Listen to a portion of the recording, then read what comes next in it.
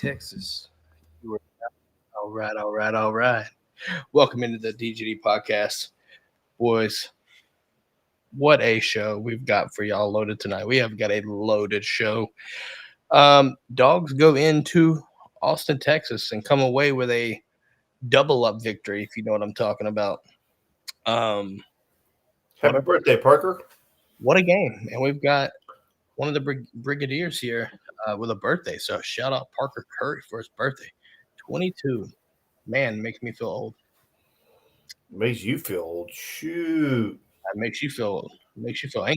I know. He's like old enough to be the kid's dad. Absolutely. All right, let's see. But yeah, we got a lot of stuff to talk about. So let's not get too caught up on everything. We'll get there though. But first things first, the DGD Podcast is brought to you by our friends over at Alumni Hall. Hey, get yourself geared up. Jerseys, shirts, polos, cold weather. By the way, it's getting cold outside. It's getting to be that spooky season. So make sure you get geared up with Alumni Hall. Everything they have. There you go. Everything you got. Licensed Georgia apparel. Go to in stores. I guess you could say go to their store in Athens. Mention the DGD Podcast. Get 10% off your entire order. Or if you can't make it, do yourself a favor and support the Classic City Collective. Go to our website, dgdpodcast.com. Shop Alumni Hall through our website. 8% goes to the Classic City Collective. So do yourself a favor, whether it be in stores or online, go shop Alumni Hall and let them know that we sent you. Shout out to Alumni Hall for supporting the show. Oh, damn. How does it feel to walk into someone's trap and take over their trap the way we did Saturday?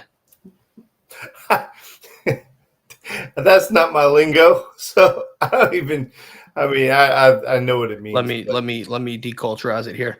How does it feel to go into Austin, Texas, and win convincingly against the number one team, Texas Longhorns? You know, as a football player, as an athlete in general, that is one of the best feelings in the world, is to be able to go into somebody else's house and to push them around, because, you know, that's the one thing that every single school and every single team and every single program preaches over and over again, is that you don't lose at home. The Texas Longhorns have been waiting for this game for quite a while. Their fans have been waiting for this game for quite a while. They were thoroughly convinced that they had been anointed the top team in the country for a legitimate reason. And I think I took more joy in watching them and watching their faces just melt when they realized that, like, oh shit, we've still got a long way to go. And that's why I was so confident last week when we made the picks that, like, all of the hype, all of the Texas hype, to me, was not valid. Georgia's still the top program. Yeah, I understand that we don't play well against Alabama, but we're still the top program, and we proved it. And you're absolutely right. It feels 100 times better when you do it on their field, because they have zero excuses. Well, they about had some. We'll talk about that in a little bit, though. Listen, Kirby said it best. He summed up this entire game in his post game, right? Talk with ESPN. And first things first, Kirby went. So we saw zero dark Kirby, and I thoroughly enjoyed that because he put everybody's feet to the fire post game, and I was here for that. I was ecstatic about that. Listen, he called out ESPN specifically for doubting us, right? I mean, everyone did it. People have no way to backtrack from that. They just don't. College Game Day. If you saw the true ruler of the Georgia program, Andrew Smart, with the photo on his phone, College Game Day clean sweep. My son Jaden picked Texas. Gave him a good horns down and told him his team lost. He My didn't co-host necessarily like it, but it is what it is. Picked Texas. Oh, Harry, come on. Classic Texas fan. Oh no, I was reluctant slightly, but we picked Georgia and it paid off, right? Damn right, sir. What if I want to do this. Let's start with, let's kind of break down the game slightly a little bit here. I'm going to start with this fun fact here. Coming into this game, both teams, I want to be specific here. Georgia had only generated 11 sacks on the season, and Texas's offensive line had only given up 6. The reason why, if you see in this title, Dawgs double up, because we doubled their sack count on top of doubling their score in the victory. We basically doubled up our sack total in one game. And Jeff over here in the brigade saying, you all see what a healthy Michael Williams does to our team. Yes and no, because it was more than just that. Everybody, boy. Yeah, but not necessarily. And that's why Michael Williams was my X factor going into the game, because when he's healthy and he can get off, it allows everybody else to be more productive. So you're right. It's more than Michael, but it's because of Michael. He is so productive, so explosive, so strong that you have to give more resources to stop him from completely destroying your offensive game plan that allows other guys to get free. Jeff is right on it. That was my X factor. I agree with him wholeheartedly. I'll let you get back to your point, but I'm telling you, Michael being healthy makes everyone better. You're not wrong. This was his best game in regards to production, especially from a snap count perspective too. But overall, and we're going to do our game balls in a little bit, so we're going to hold off on specifically, but the entire defense was, how can I explain this? It was something that we hadn't seen all year. And if we can talk about the offense a little bit later too, but if this defense is clicking to that level, watch out, because we sat here, and I sat here Monday after the Mississippi State game, right, this past Monday, and I questioned our cornerback play, right, busted coverages, like what was going on, and I wanted to see Ellis Robinson, right, I made that call. Did not get to see Ellis. He did not touch the field. He was in there. No, he was not. No, I saw him on the field. He got, maybe for special teams, he got 0 snaps in defense. The three DBs took all the snaps. It was Julian and Dalen Everett. They really didn't leave the field. They had, I think Dalen and Julian had 81 snaps. He may not have made a tackle or made a play, but his butt was on the field for at least one play. Well, I looked at, so our guys over at On 3 did a snap count. I didn't see his name listed. All right. So I'm going to have to go off of that. I mean, maybe, but I mean, either way, but what a testament because I know we're not alone, Dan. I know we're not, because we sat here. Keon said Keon wanted to see him play immediately in a lot. We don't even see him, like I said, we don't even see him Saturday, but against that game, it didn't matter. Like, Everett gets the pick, right? Gets a strip sack. It's insane. They played absolute lights out, and that was a team that just we had felt like at times, like, they may not have played anybody, but who they did play, they dominated. And you had to worry about the explosiveness. You had to worry about the eye discipline, and the defense just came absolutely prepared for 60 minutes from start to finish. I go back to this all the time, is that whenever Georgia feels threatened, when Georgia feels like they have a worthy opponent, Georgia shows up. I can't explain the Alabama thing, so take that out of the equation. If you're an Alabama fan watching this or anybody like that, and you just want to shit on me because Alabama kicks our ass, like, I get it. I totally get it. But I'm telling you, every time that Georgia's threatened, they play their best game. And I am here to tell you that was one of the best defensive performances I have ever seen out of this Georgia football team. From start to finish, top to bottom, player to player to player to player, I have not seen a Georgia defense play that fast, that physical, that smart, that talented, no noticeable blown coverages. Well, there was one where a wide receiver was running wide open. That was clearly a blown coverage. I mean, they didn't go back and show who made a mistake. Are you talking about the one where they had to come back to the ball from the end zone or no? No. There was one in the middle of the game with a Texas receiver. They were going left to right. I think it was like number 14, maybe. I can't remember, but it was almost like I didn't even get to see the whole route because they didn't show the play again because Texas was trying to hurry up. But there was one where a guy was running wide open. But, I mean, that's besides the point. I mean, Georgia's defense, their defensive line was fast, physical. They were filling holes. The run pursuit was great. The pass coverage was great. They were moving around. They were hitting hard.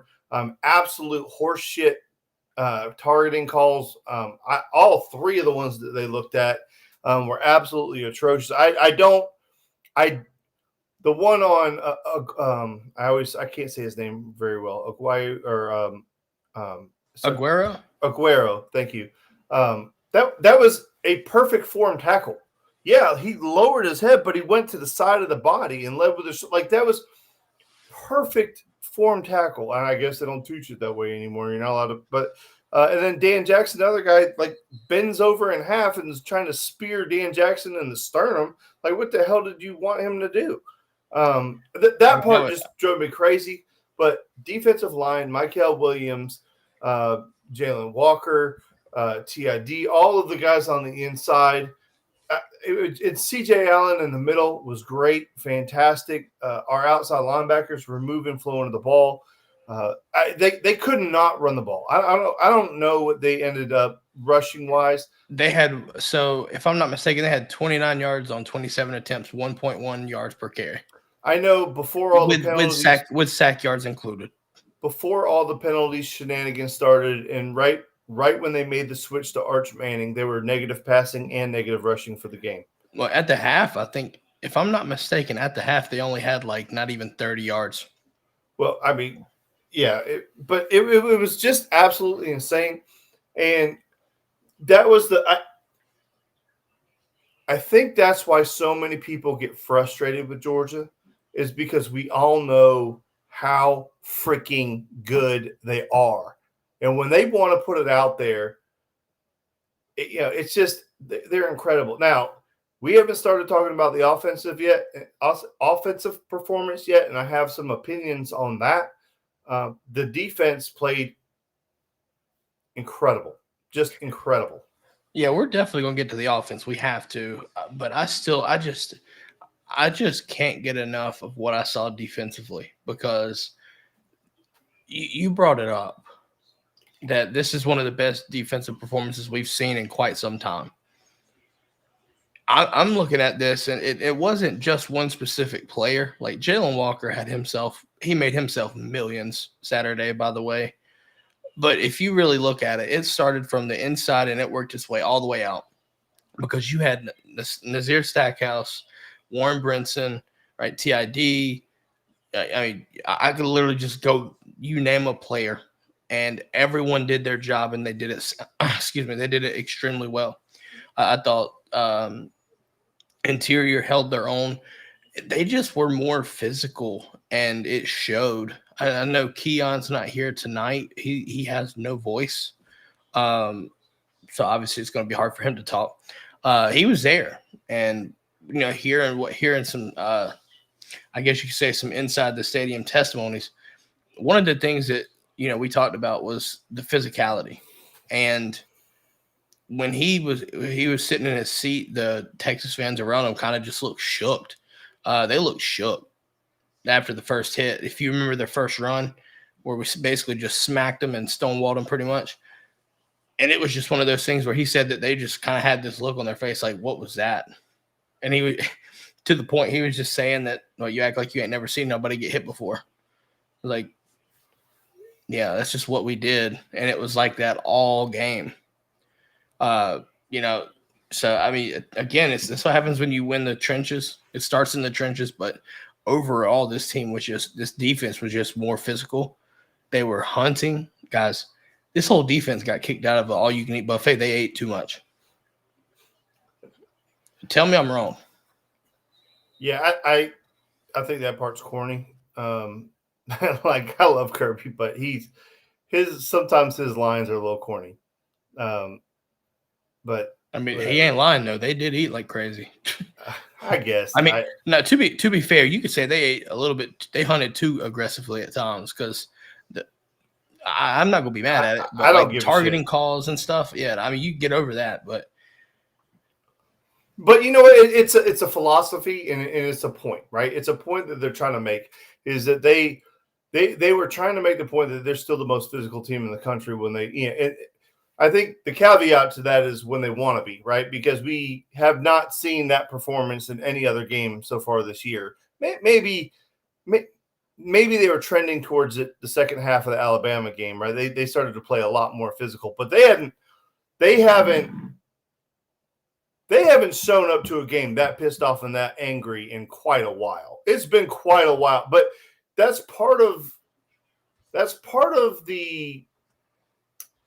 the trade-off of all the success that we've had is a lot of times that anger doesn't show up on a nightly basis, right? The talent's always there, but the talent mixed with the motivation and just a pure anger, it takes a special storm for that to happen.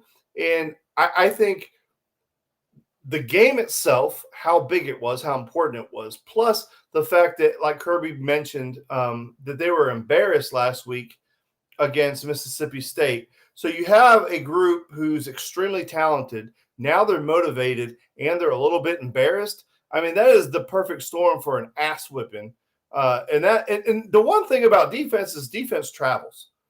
And if you don't understand what I mean is defense can play anywhere, right? Like sometimes on the road, offense doesn't play well. Our offense typically doesn't play well in hostile environments. You can go back and look at the last couple of hostile environments. Our offense wasn't lights out.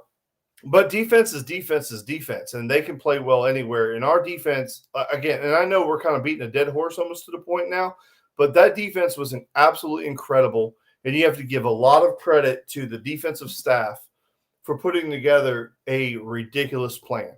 They had everything covered. And then when Texas tried to start making adjustments, they had that covered too. Texas didn't score a point without the benefit of help. Not all night long. Not at all. Not a damn point they scored was scored without some type of referee assistance. Well, I mean, you had the missed. I guess Kirby called it a missed kick, but it will look like a squib kick to start the second half. Yeah, I'm sitting there looking at that like maybe that happens, but it's still unfortunate because like you're giving them field position when if you actually execute that or kick it back, you make them travel because they could. And Brooks did this in his film study today. If I highly encourage you, if you don't, go watch Brooks on his film study. It was the eye discipline and really some stones on the coaching staff. One of the things that I really thought was impressive and interesting was we played man out of a trips where they did the screens and stuff, or they did like their trips and stuff. And a lot of people will zone it. What Brooks was saying, we went out there and played man off of it, and it was just like what? It almost didn't make sense, but it worked, and it was just it was. But I mean, I think execution across the board though, Dan. Execution. Like if you look back, and it all started with Dalen Everett's strip sack right off the corner blitz, which I think Kobe nailed that prediction, by the way, on the over-unders last week.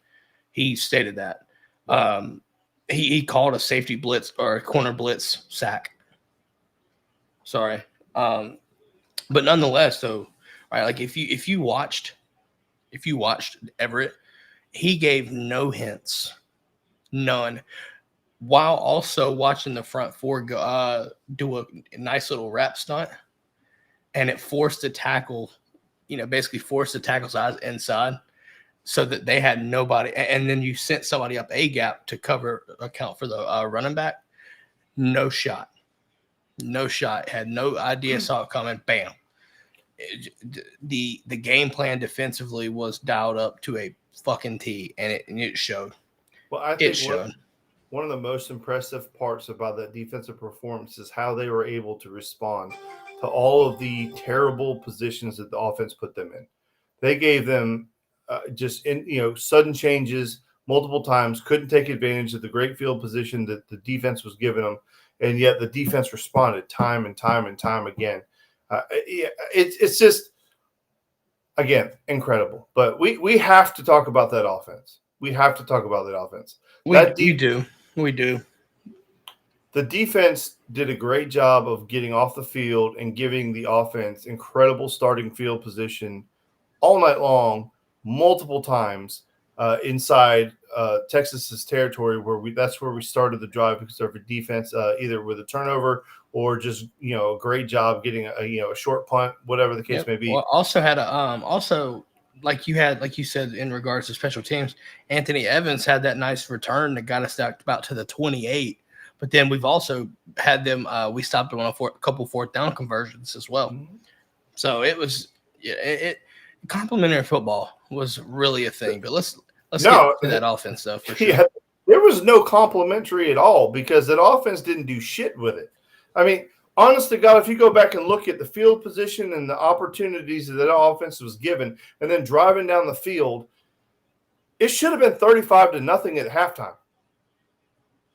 It should have been 35-0 at halftime. Now, I mean, if you want to extrapolate it all the way out, yeah, Bobo, I don't blame him, to be honest. It's like Bobo is not the person responsible. And I am not a Bobo fan. I have never been a Bobo fan. I've never stood on the table for Bobo. I am not that guy. So when I tell you Bobo is not the problem, Bobo is not the freaking problem. Bobo was doing a great job of calling the right plays. London Humphrey's dropping a damn ball he's wide freaking open, could run for days, just drops it. You got drops earlier in the football game. Dylan Bell drops one, catches the very next ball, which is great. You got Carson Beck I have no idea where some of those balls he was throwing were going to. Now, there was one that was tipped. It wasn't his fault. I get it, whatever. But maybe it wasn't a great throw to begin with.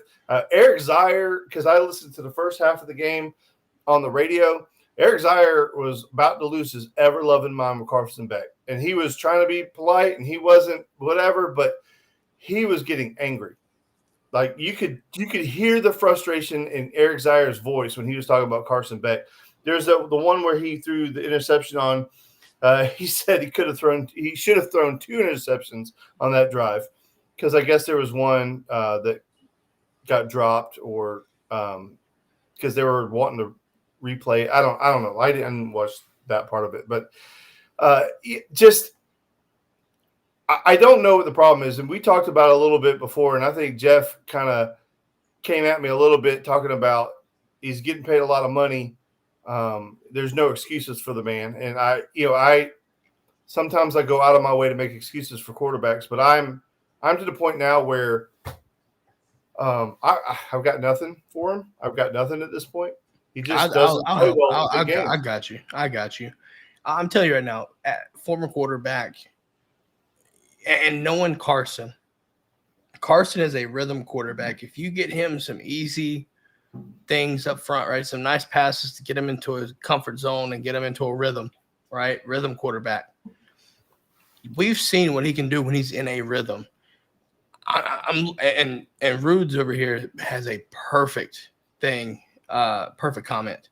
He's looking at James Coley. I mean, I want you to understand, I can't tell you when the last time that wide receiver drops across the board has been this bad of an issue.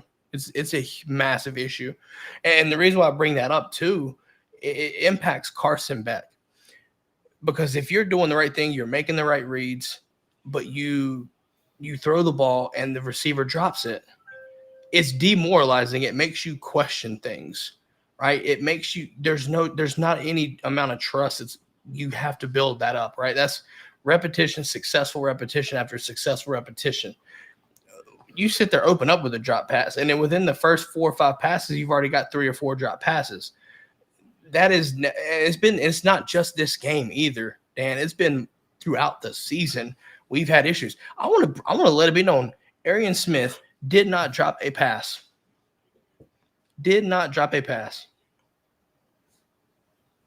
But everyone else was having issues. We've said it before. I'm going to say it again because this is exactly what it is. The inconsistently consistent.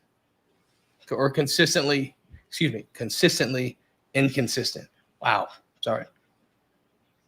So it's becoming a problem, but the receivers, it's a collective issue because Beck's made some kind of questionable decisions too. I'm not taking all the blame on the receivers, but if it hits your hands and Players Lounge with Aaron, No Sean, Ben, and TK.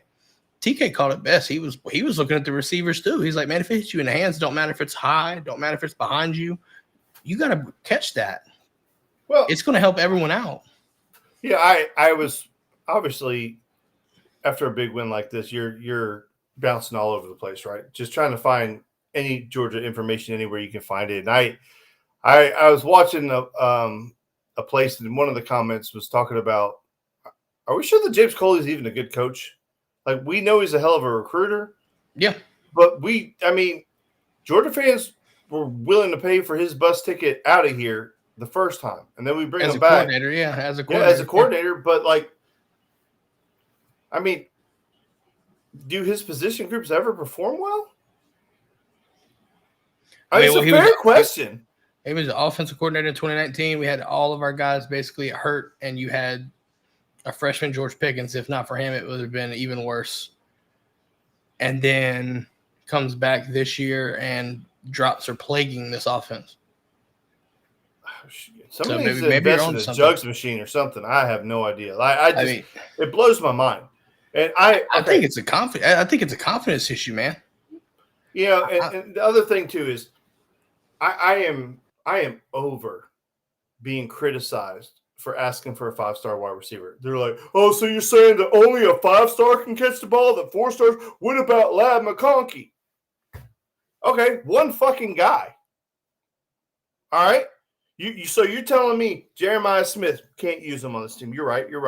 Brian Williams, no, can't use that guy either. Luther Burden, no, couldn't use him. Evan Stewart, no, definitely couldn't use that guy. Man, we need to address the receiver recruiting on this football team. We have elite quarterbacks. Well, at least we're supposed to. We have elite positions everywhere, and I know that we don't. Our NIL money is prioritized defensively up front and in the linebackers. I get it.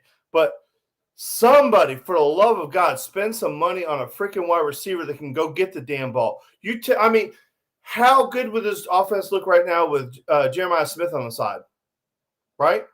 It'd be definitely different. The problem is when you look at I've heard these arguments, and I understand where you're coming from, because Kirby has always predicated on spending money in the positions that he feels most necessary. That's D-line, offensive line. And the recipe has kind of shown itself. I want to ease my way into this. The recipe has shown itself. We've got 2 national titles back to back. And you really look at it, 21 defense, it started there. It started there, right? The economics of it is if you spend more money there, you have to reallocate it from somewhere. Where are you going to take it from? But I am also on board with you. Like, I completely agree. You spend more money on an elite playmaking receiver, the whole dynamic of this offense and the optics that come with it are changing. Well, let me ask you a question. Where's the NFL spending money right now? Wide receivers are getting paid because the game has evolved. An elite wide receiver is a big deal. Like, it helps. Like, it just – and, we talked about earlier in the show how Michael Williams being 100% and being great made everybody else better, right? Well, if you had and I'm just using Jeremiah Smith and using Ryan Williams because they're they are the best 2 freaking freshman wide receivers in the country. And Georgia, was in on both of them at one point or another. One of those 2 guys on the outside or just in that wide receiver room completely changes the complexion of that wide receiver room, and it opens things up. Now, listen, I'm not shitting on the guys that we have.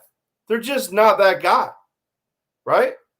We just don't have that guy. We don't have that guy that can just take a game completely over. Dom Lovett is supposed to be that guy, but he hasn't done that. He's been very consistent. I'm happy with Dom Lovett. I'm not upset with Dom Lovett, but he's supposed to be the guy. It just, he's a 1,000-yard guy, but he's not there. He's not on track for that. I'm sorry. I know I'm a little bit over the top, but I'm just so frustrated with the wide receivers just dropping the damn football. Like, catch the ball. Because you're right. Carson Beck is a rhythm quarterback. If he wants to be an elite quarterback, he has to be a quarterback that can be the spark himself. Yep. But you're right. He's a rhythm guy. He's got to be in a rhythm. And when you drop a ball, it's like you can see his body language just like deflate like a balloon. Like he's just like, oh. And then it takes him a while to build it back up. He's not like, what is that? Be a goldfish. Pure gunslinger, almost like a pure goldslinger or gunslinger. Yeah, but be a goldfish, man. Have no memory. Be a goldfish. Like zero memory. Just like go. I mean, I don't. It's easier said than done, but he's got to figure something out because these receivers aren't going to help him. And I guarantee it continues. I mean, I don't know how it just, if it just stops miraculously, I'll be so shocked. But it is frustrating because there were plenty of times in that game where he made really quality throws. And if it was caught, we would have had big plays and put us in a great position. Right. So it's not just one guy. And that's the problem. That's the frustrating part about it, Robert, is if it was one guy, just take his ass out. It's not. It's all of them. Yeah, I was about to say, which kind of leads back to what Ruth was saying. He's looking at James Coley. I mean, we have to assume that at this point, right? Because I understand. I mean, hell, even Arian had issues with drops last year, right? But you had other people. I mean, we did have Lad McConkey, but like still, you didn't really see the drop issues last year. Just more so from him. Everybody was harping in on that. Dude, nowadays, now you look at any receiver we have, you question if they're going to catch it. You kind of get nervous when the ball's in the air. And that shouldn't be. So there's some correlation there. Am I going to speculate? We'll see. But I think there's a case to be made there from that specific standpoint. I do want to transition though. Keep on the offense, but let's talk about the run game. I want to ask you this. ETN with 3 touchdowns, right? Felt like the running game got clicking. How much of it was because of the defense giving our offense good field position? How much would you attribute that to the running game for performance? Or was it just I think it's relevant. I think it's relevant because you're more confident running the football when you already know that you're in good field position. But ETN was running the ball well. He was very patient. I mean, he didn't have that 50, 60-yard run that, everybody's waiting to see. But he was just consistent. He was very consistent. He was trustworthy. Wasn't there a fourth? It was a 4th and 1 on the goal line. Are you talking about? Yeah, no. We went for it instead of punting the ball. And we dropped. Yeah, that was when. And then it was ETN that we gave the ball to, but that really wasn't his fault. The third down. Well, the third, if I'm not mistaken, that sequence was when you were talking about the third. It was like a 3rd and 9, and he crossed over. They called him down short, so it was 4th and 1. They reviewed it and still called him short. When you could watch him, and he kind of flipped, like he kind of rolled over while still inbounds, right? So are you telling me the referees didn't do us any favors? I'm fucking shocked. Surprise, surprise. No, you're absolutely right. But it was 4th and 1. They convinced Kirby to go for it, and you know how that went. Coach will get. He trusted his defense. You could easily see that though. He just I understand if you get that 4th and 1 though, you're done. Okay. The game's over. The game's over, but you punt that ball every single fucking time because our left side of the line. They were crawling the ball down the field. It wasn't like they were taking easy shots. We got blown up. I mean, that's one of those where if you're a coaching staff, you just get out the belt and just whoop somebody's ass because you're like, you talked me into going for that shit, convincing me that you were going to get 1 yard and then you get blown up. I mean, not only did you didn't even, bro, that left side of the line got blown up. But I mean, it's so apparent though. That's the issue to me too. Like when they allocated that many bodies into the box on a 4th and 1, like. It put them into a bind because, I mean, again, they call a timeout. Well, no, hold on. I understand that. I'm going to be upset, but I'm not going to be as upset as possible or as I could be because one of the things that we've been talking about, we wanted to see offensively be extremely aggressive. This whole team, from a coordinating standpoint, was extremely aggressive. So much so that you could say they were over aggressive too much, like almost too aggressive at times, right? That was an instance where you would, hey, just punt the ball, let your defense crawl, see if they can crawl down the field and kill the clock in the meantime, right? But the defense, I'm telling you right now, I don't know if you put any quarterback there Saturday night, if it would have mattered. I really don't, because Texas did some crazy shit and some stuff that is interesting to hear. You know, you sit there, they technically pull Quinn in the middle of the game, put in Arch for the rest of the half, and nothing changes. It just continued to be the same thing. It just continued to be the same thing. And then you come out of the half in the second half, and it's Quinn Ewers again, right? So part of me thinks that, you know, hey, maybe you need to take a break because he was shook. Like both, and there's that visual of both quarterbacks sitting on the bench, and they're just shell shocked. You could see it. You could see it. It's literally like they were playing 13 guys. This is what I've seen that look before. I've had it before, but you don't know what's going on because you just feel like there's too many people on the field coming at you like that, and it's just like, what the fuck is going on? So what's up? That's what it looked like. That was the perfect representation of what was going on. Keon is in the building. He's saying belt to ass. He can't talk, and neither can Bevo. Man. Yeah, Keon. I don't know what Keon was doing in there. He probably. I know, Dan. You said Harrison couldn't talk either. It makes me think if something was in the water. My man says he couldn't talk. We couldn't do a show, and then he calls me and talks to me for an hour. Doesn't stop talking the entire 1 hour.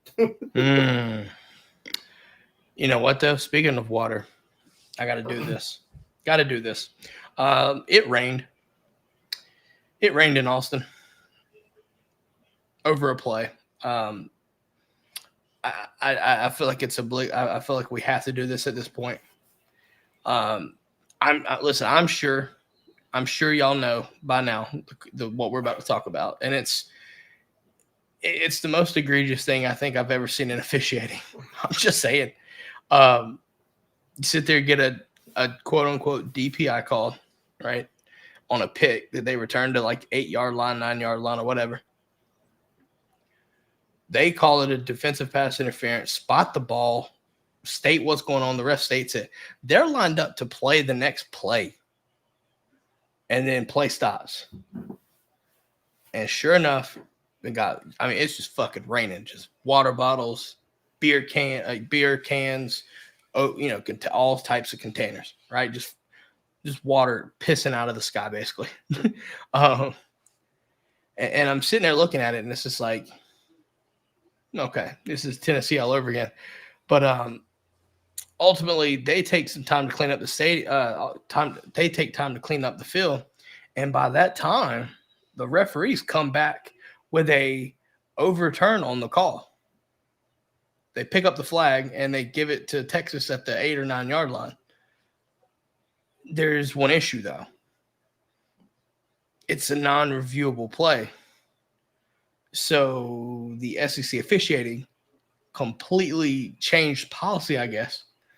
And that's a first ever. I mean, you got friend of the show, Rusty Manziel was just saying, I've never seen anything like this. Look at all the national media pundits, people not Georgia ties, folks, like that. Like, they're just blasting this, right? But Kirby in the post-game conference stated this, and they said it sets a dangerous precedent, Dan. It basically tells the fans that they can do these things, and ultimately it can endanger players because you've got people on the sideline that you're throwing at. People in the end zone, there's people back there, media and all that stuff. One of the Dog Nation folks, dude's cameras got snapped by a beer bottle. So it's not safe. It creates that dangerous precedent. So I want to get your opinion on the whole situation. What are your thoughts on it? I believe that was a horse shit, chicken shit call. So And oh, Dan, yeah, okay. Well, I was a professional umpire and I did AAA baseball, so that is higher than any college game in the world. That's professional. Professional is higher than college, and we would say that is a horseshit chicken shit call. Like your call was 100% affected by the environment, and you were. That's just a chicken shit call. They were. That's all that was. I go out of my way not to criticize officials. That was probably as bad as I've ever seen in my entire life. It's not easy. If it was easy, we'd be doing it, or you do it. I would be doing it, right? Hypothetically, but I don't do it because I know it's not easy. But it's becoming such a problem, Dan. And I think what really is concerning for me is the lack of accountability on those officiating crews, right? I mean, if you 100% in AAA baseball, if we would have done that, would have been fired. Now, all right, I will say that once you get to the Major League Baseball, you're protected by the union. But while you're in the minor leagues, you're not protected by the union. And they will fire your ass in the blink of an eye for anything in the minor leagues. They'll fire you for having dip in your bedroom. And I mean, it's crazy. Like the minor leagues is tight like that. But like we were evaluated constantly. And our evaluators were real assholes. And they would, I mean, you do like, so there's this thing where if you ever lose a protest in minor league baseball, you're fired. You can't lose a protest. So basically, if you misapply a rule, but there's a provision in baseball where you can go to the rule book if you need to. You don't see it that often in Major League Baseball. And then there's also a rule in the in professional baseball. It's basically call it "It's good to be king" rule, where you can kind of make up a rule if you need to. But yeah, I mean that's just bad. It's just bad business. And then you're 100% right that there's no accountability. And that's kind of where I was going with that, is that in minor league baseball, for example, there's a lot of accountability. But in professional baseball, in Major League Baseball, there's not, because you're protected by Angel the union. Hernandez. Yeah. Let's see. Hold on. So we're going to read some more comments here in just a second. Keon said that motherfucking ribeye steak sizzling right now. DKR was rocking and it didn't even matter. They did have a record-setting attendance, apparently, like 105,000 to watch the Dogs beat that ass. Let's see. Jeff saying that Justice Terry had a front row seat. Speaking of, yeah, he got to see a front row seat of all that. So that is a good point. Dogman, what's going on? I'm glad that we got over that call. It was an offensive pass interference. I'm just saying. It was an OPI if you go back and watch that. But still, though, that's one of those things, man. Like, you make a bad call, it happens, right? I mean, shit, we've seen tons of bad calls. We saw it even continuing into the next half of the game. But you can't just change a policy that's never been done before. That's unprecedented. And obviously, with almost 13 million people watching at home, and I think 105,000 people in the stands, the ineptitude and the incompetence just got magnified tremendously. And you just got put under the microscope that much more. Well, let me ask you a question. How hard is it not to have a Texas guy do the fucking Texas game? I mean, are you serious? Like, so now you're calling into question the guy's integrity for sure, right? But why even put that man in that position? Whether you're saying he's crooked or not, right? Yeah, I mean, that's the whole point, is that now people are questioning whether this man is crooked or not. So why would you even put him in that position?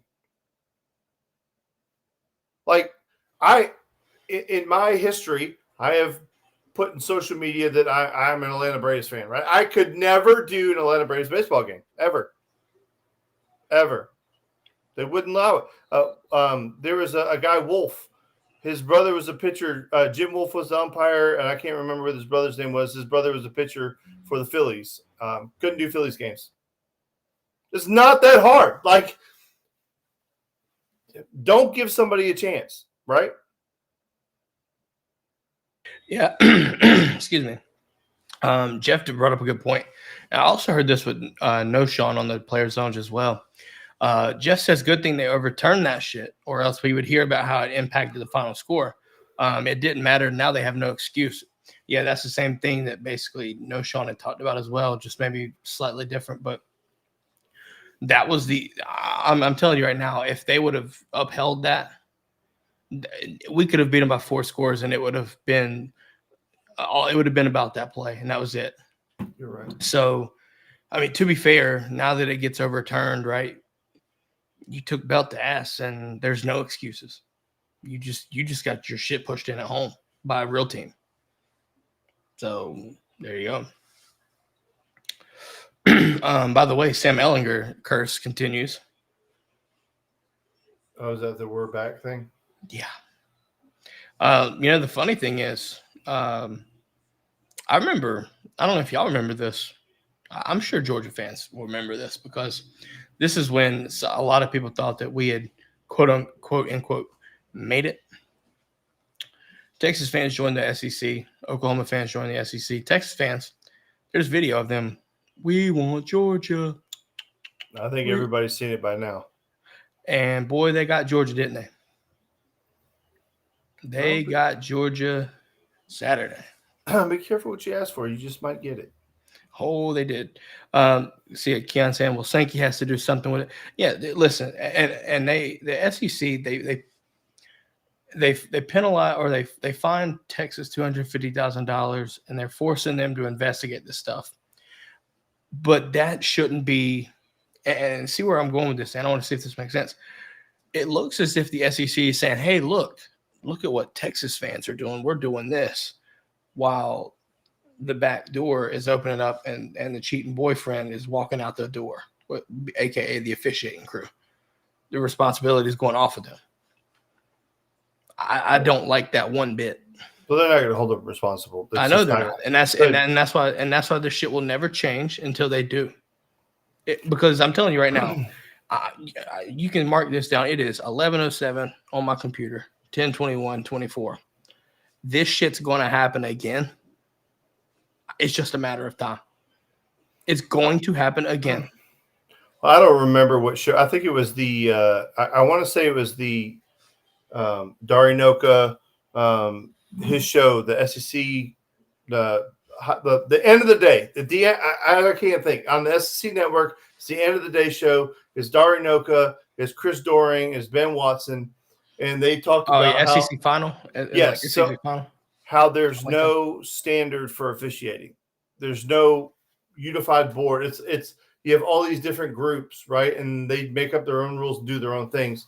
And I think that's an incredible point that they made, was that until it's standardized, and then the other part of that is they don't have a union, and they don't have they're not full-time employees. Well, you're making enough money to where they should be full-time employees. But they all have their little side businesses or whatever. But there needs to be standardized officiating for, Division I football. It is a money. I mean, It's got to be. I mean, it's just got to be. But think about in the professional sports, it's standardized, right? But then even in baseball, college baseball, you have all of your little conferences have their own officials. It can't be that way. It just can't. It has to be, yeah. Now that you bring that up, it definitely does make sense, because it's like you'll have a specific conference look at certain things more than the other conferences, right? So there's inconsistencies in that regard. And if you have a uniform code of officiating, right, and do these things right here, the reform would be ideal. It has to change. It's just a matter of when the NCAA or is it going to be conferences or whatever is going to start forming that change. It's just a matter. It's got to happen. It's just when they're going to stand the fuck up and do something about it. But Keon says here too that Kirby was telling it how it was, and people were hating on him for it. I can't be mad at it, man. Going back to that post game presser, it's just one of those things. You know what I'm saying? But let's Kirby do this. had every right to be mad. Yeah, no, 100%. Let's do this. Dan, I want to ask you who. Let's do game balls. We'll do one offense, one defense. All right. I'm gonna let you start off. Who's your game balls going to? For offense is Trevor Etienne. This is the game that we've kind of been waiting for him to have. Now, again, he wasn't necessarily the explosive back that we were anticipating, but he was extremely consistent and he was extremely reliable. He didn't put the ball on the ground. He picked up the yards that he was supposed to pick up. He broke tackles. He was tough, got in the end zone, was very patient. I was really happy to see him have a really successful game. So offensively, I'm going Trevor Etienne. And then defensively, I'm going to go with Mykel Williams because that was my X factor coming in. And he may not have had the best stats in the game, but I really feel like his presence absolutely affected the game. And in my opinion, that's the presence we've been missing. And I think that really put us over the top is just having that piece back. And there was a pass rush that they showed. Kirk Herbstreit was breaking it down. One of the rare opportunities you got to hear Kirk say something positive about Georgia. And he said, this is Sunday on Sunday, where it was him and that left tackle. And they said he's the best left. Yeah, Kelvin Banks, yeah. And Mykel just absolutely just ripped under and just took him to school. Again, he may not have had the best stats defensively, but I think his presence was something that we had sorely been missing, and it was great to see him close to 100%. I'm not going to say he was 100%. There's no way to know, but he was damn near close, and he made. And in my opinion, he really affected the game. Yeah, I'm going to stay on the defensive side first. Jalen Walker. I love Jalen Walker. Boy, he's from Salisbury. He's 20 minutes up my house, man. Of course. Of course. Seeing him do this shit when he was in high school. But nah, I mean, he was just an absolute menace and a game changer. And your point about Mykel being healthy and how impactful he is on other people is 100% accurate. But my God, was he the benefactor? Jalen Walker did the same shit that Mykel did. Just watched him. If you remember, this is Quinn at basically in their shadow their own end zone, walking Kelvin Banks back, and then shedding loose to trip up Quinn. If you remember that, I don't know if you remember that one, but that was the one that really stood out because that was just showing he was just overpowering Kelvin Banks. And I was just like, whoa, fuck, okay. So yeah, I've got Jalen Walker, and I think with that though, Dan, I think Jalen Walker's starting to become the more vocal leader that we need on this team too. He's letting his performance do the talking, but at the same time, he's doing the things that the leadership or the leaders on the team need to be doing, and that's talking post game. That's by the way, Kirby Smart 100th win, one less game than Nick Saban, so he is the fastest all time in the SEC, if I'm not mistaken, or ever actually. I think he's the fastest ever to 100 wins. Yeah. So congratulations, Kirby Smart there. Offense, it's too easy. It's too easy for me to say Trevor Etienne. You've already used Trevor Etienne. So for the sake of entertainment, Dan, I'm going a different route.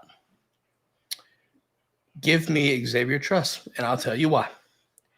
We have criticized Xavier Truss week in and week out and week in and week out. But I'm sitting here watching Saturday. That was the best game of his career.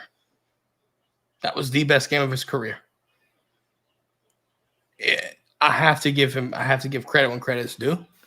He played for that. He played an excellent game. There really wasn't any issues of him getting beat like that. He sealed people off. Or he did the things he needed to do. And I just want to give credit to that. I feel like it's necessary. I was also thinking Arian Smith, no drops, led the team in receptions. So, I mean, now I think Delp led the team in receiving yards based off of that trick play. But I'm going to give it Xavier Truss. I feel like, people can hate on that, and that's okay. But I'm just sitting here looking at it like, hey, if you play the game of your career, in my opinion, regardless how long you've been here, I'm going to give you flowers. But with that being said, Dan. Well, can I give honorable mention to a non-player? That's Mike Bobo. Yeah, Mike Bobo has caught the ire of Georgia fans all season long, and his whole damn career, to be completely honest.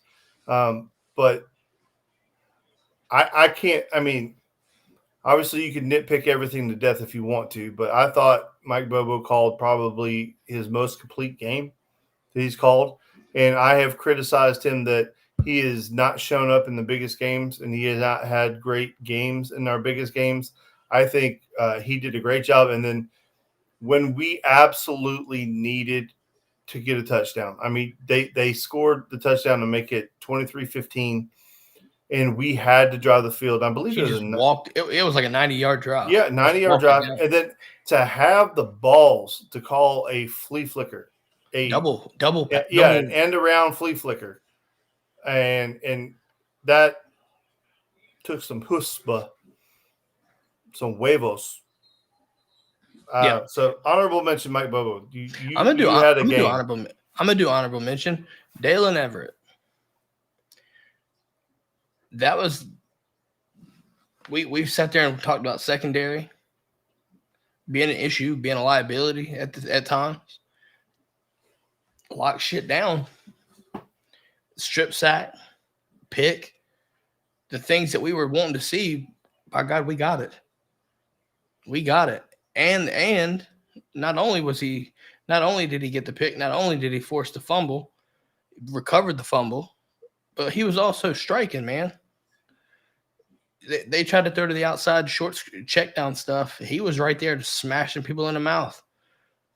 So I'm going to give that honorable mention. Also, Raylan Wilson, eye discipline, folks, from the linebacker position was such a crucial thing coming into this game. And he had to be clean on that. I wouldn't say perfect, but my God. Jeff Hightoff says Aguero was rock solid. That's another one. It's another one that was rock. I would agree on that. Dan, let's do this. Let's wrap this thing up. We've got a bye week, so we've got some time to talk. If we really want to go back on this, we can.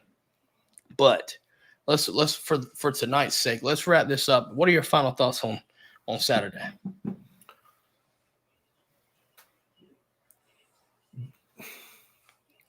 Next time you decide to doubt Georgia, just remember that Georgia was never anointed. Georgia was never propped up to the position that they're in by any media group. Okay? Georgia has ascended their way on the field to the mantle of the top of the hill. A lot of these Johnny-come-lately teams, like Texas, for example, everybody keeps calling them a powerhouse. They've won one national title in the last 60 years. They have not won one game in the playoff era, and they are sub 500 in bowls in the bowl, since the new format started. So they were a false idol. And the next time that this happens, just remember that. And as I always say, if you're scared, get a dog. Yep. I'm gonna my final thoughts are we titled this show Dogs Double Up the Longhorns, and I thought it was fitting. Right, like I said, we go back, we doubled up them on score. The problem is you saw a Georgia that wasn't even fully complete. They didn't play a complete game. And Our offense didn't play.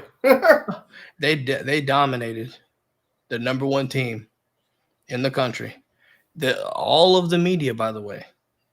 I want to challenge somebody outside of the Georgia space. Show me somebody, a media clip or whatever, of someone picking Georgia over Texas outside of Georgia fans. Outside of the Georgia space, somebody please tag me and stuff on Twitter or wherever. I don't care. Do it. You walked into their trap. You took over their trap. You beat the brakes off of them. And you didn't even play a complete game. Your defense was that dominant. Yep. I'm telling you right now, there's still a lot left for Georgia to fix. But if that defense plays even remotely close to what it did Saturday against the number one team in the country in their house, good luck.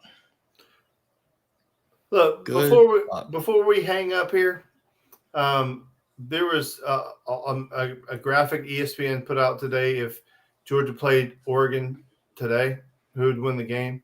Like 60% had Oregon winning the football game. That's another one, folks. It's another one, folks. Y'all just forget. It wasn't too long ago. Remember when Oregon came down here, everybody said Oregon was going to win that game. Don't piss George off. That's all I'm here to tell you. Don't piss him off. Don't give him a reason. I mean, I see your reasoning. I understand why you doubting us. But Kirby just said it. Kirby will come back. I guarantee you. Give him a full week of all that ammunition, and you're gonna get zero Darth Kirby. I'm just telling you. Our ass better show up against Florida. That's all I got to say. What'd you say? Our ass better show up against Florida. Oh, by the way, one final thing. Jeff Hightoff said this perfectly. Chris Cole showed great potential. Buddy, that's the future at linebacker too. He's massive. We'll talk more about that later, though. With that being said, hey, whether you're listening or watching, make sure to support the show. And all I'm asking is this: like the show, like it, follow, subscribe. If you're listening, hey, just send us a rate and review. Give us 5 stars if you like it. I mean, it's free, and it helps us in more ways than you realize. But with that being said, it's always Dogs on top, and it's always horns down until next time. With that being said, Dan, feels good to be on top right there in Austin. Dogs on top. Don't doubt them dogs, boy. Them dogs is hell. With that being said, this is the DGD Podcast. I'm